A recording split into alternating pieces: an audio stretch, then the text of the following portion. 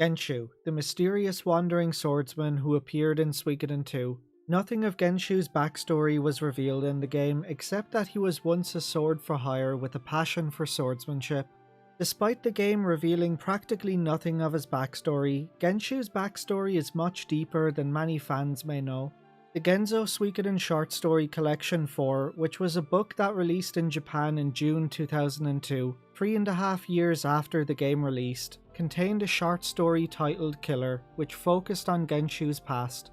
I'll be providing a summary of that short story. Genshu was born in a foreign land, whose name and location is not yet known to fans.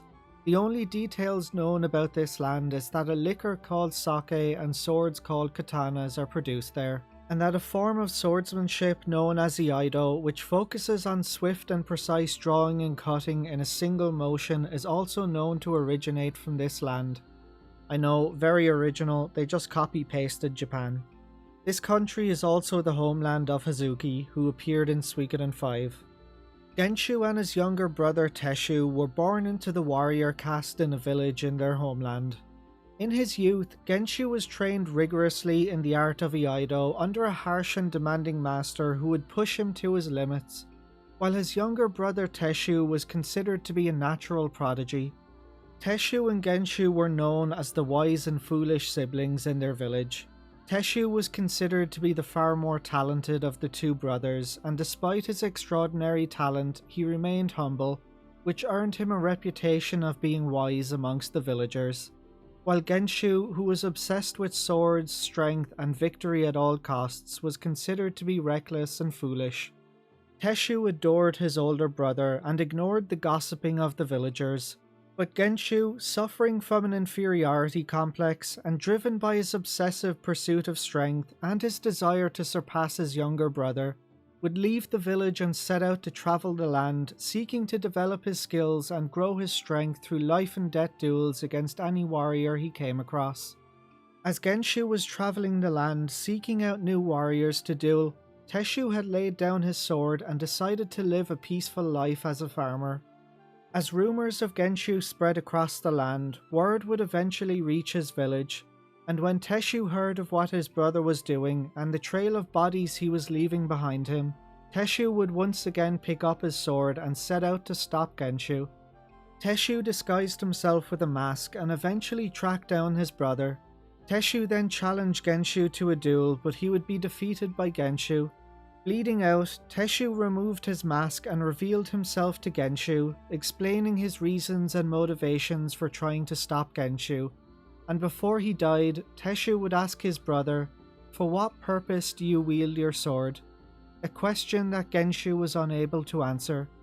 Haunted by the fact that he killed his own brother, and struggling to answer Teshu's final question, a depressed and self-loathing Genshu would leave his homeland and begin traveling the world as a killer for hire. Genshu would eventually be hired to kill a man called Liu Xiao.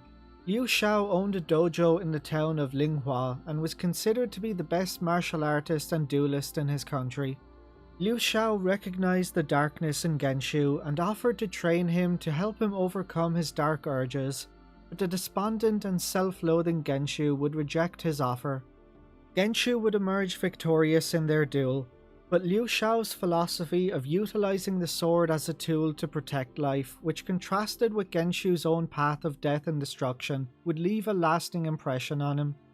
Liu Xiao's body would then be returned to his daughter Liu Mei, who took up her father's sword and swore to avenge her father's death. Genshu was unaware of the identity of the man who hired him, as he was hired by an intermediary, but following Liu Xiao's death, a rival dojo instructor called Hong Long, who was known for his underhanded tactics in battle, would take credit for the kill as he began bragging about defeating Liu Xiao in a drunken brawl. Hong Long would then absorb most of Liu Xiao's students into his own dojo.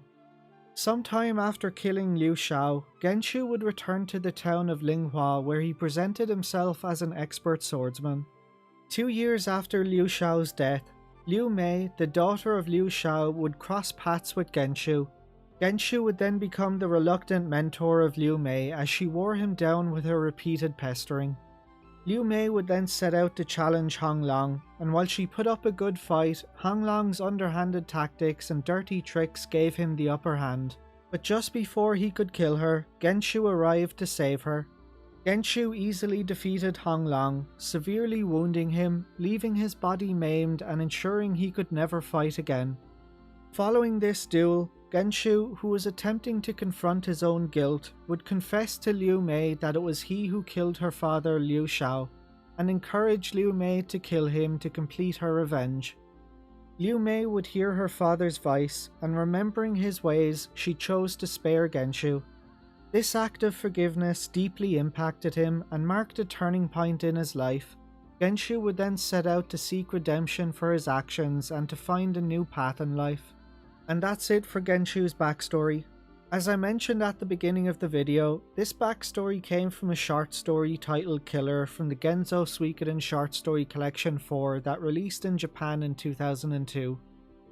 As the games, the books, the anime, and everything else are all separate entities, the backstory told in this short story is technically not canon to the game.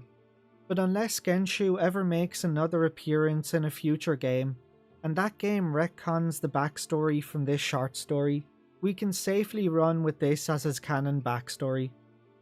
Anyway, that's it for this video. If you like these shorter stripped down videos covering topics which very little lore exists on, let me know in the comments below and I'll make more of them. If not, I'll just focus on the larger lore videos. Thanks for watching guys, and I'll catch you on the next one.